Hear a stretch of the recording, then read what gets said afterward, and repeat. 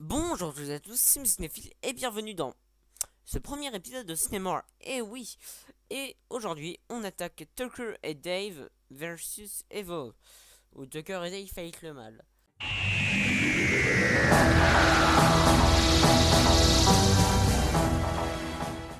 Tucker et Dale sont deux braves types inoffensifs qui se préparent à passer des vacances dans une cabane au fond des bois.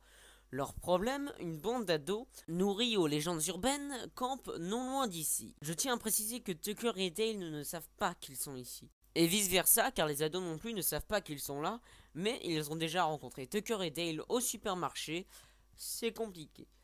Bref, les ados décident d'aller se baigner dans un lac, tandis que Tucker et Dale font de la pêche nocturne à côté.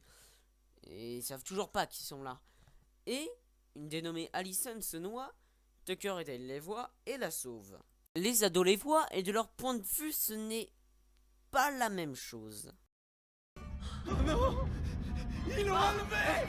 On a votre ami, mais pourquoi ils s'en vont? Chad! C'est les pousseurs! Ils ont capturé Allison! Et du coup, les ados, j'en ai marre de dire ados, les prennent pour des serial killers. Le film est réalisé par Eddie Craig, celui qui avait déjà réalisé Space Cowboy. Au niveau du casting, on y trouve dans le rôle de Dale, Taylor Labine, qui a déjà joué dans La Planète des Singes les origines.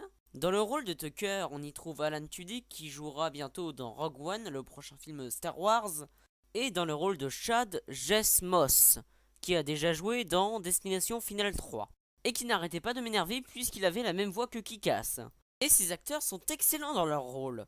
Bon, si vous l'avez toujours pas compris, ce film est une comédie. Et une très bonne comédie jouant sous le code du film d'horreur. Comme par exemple, ils arrivent devant une vieille cabane pourrie pour leurs vacances et comparé aux autres films d'horreur où ils disent « Oh, elle ressemble absolument pas à la maison que j'ai vendue sur internet. Oh là là, on va rester qu'une seule nuit. » Et bah eux, ils disent « Ah, elle est parfaite !»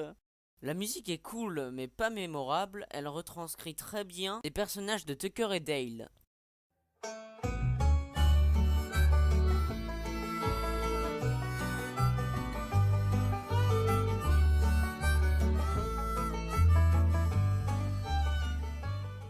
Comme défaut du film, je peux retenir spoiler dans 3, 2, 1, le titre. En quelque sorte, parce que je rappelle qu'en fait, le vrai méchant du film, c'est le personnage de Chad.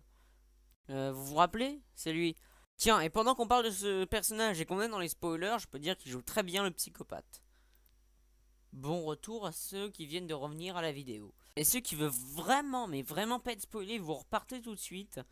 Et je vous remets une date, parce que je vais spoiler une scène qui est incroyable du film, qui est présente dans la bande-annonce d'ailleurs. Je laisse du temps pour que vous partez. Voilà, voilà, voilà.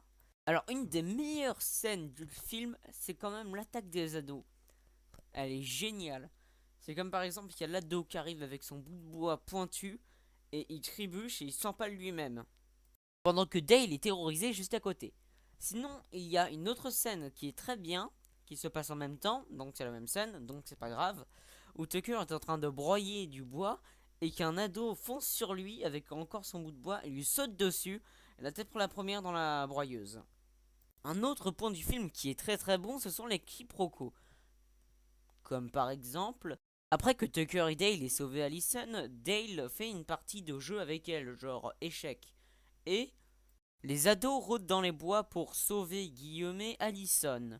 Mais Tucker et Dale arrivent en cherchant les ados, parce que Allison les a demandés. Alors les étudiants, parce que j'en ai marre de dire ados, se cachent derrière des bûches. Et voilà la situation qui va suivre. Ah, elle est intelligente, elle s'est bien défendue, mais je l'ai massacrée. Tu massacres tout le monde, t'es pas normal. Ouais, je sais. Bon, je l'achève et je me remets au travail. Oh, il veut la tuer.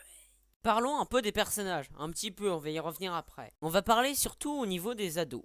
Il y a le comportement des personnes tout à fait normales qui sont totalement paniquées par la situation qui se passe devant leurs yeux, ou au contraire, ceux qui prennent un malin plaisir d'être dans un film, et qui par exemple ne veut pas comprendre que Tucker et Dale sont des types normaux. Vous savez, c'est un peu comme quand on emmène un enfant dans un parc d'attractions, il ne veut pas partir et ne pas retourner chez lui. Ou sinon, certains personnages sont intentionnellement clichés.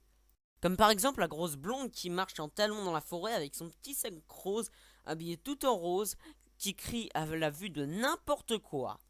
Les personnages de Tucker et Dale sont très attachants. Dale est timide, un peu maladroit, sympa, et il a un petit côté nounours. Tandis que Tucker est un peu plus sérieux.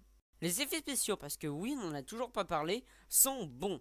Et les morts qui précèdent les effets spéciaux sont très bonnes aussi. La fin du film est très bonne, poignante, et elle reprend un ton un peu plus sérieux. Mais c'est toujours de la comédie. Bon, maintenant je crois que je vais devoir passer à la conclusion.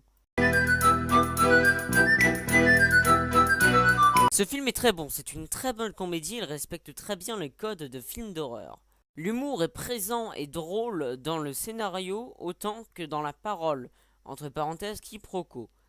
Les acteurs sont très bons et on apprécie les personnages qu'ils incarnent.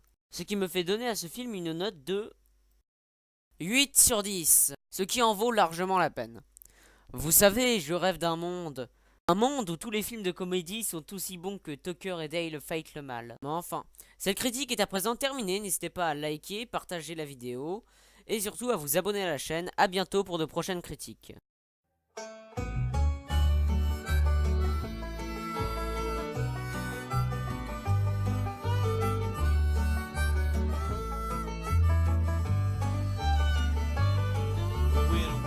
Beside you in the morning sun, and I see the beauty of the prize I've won.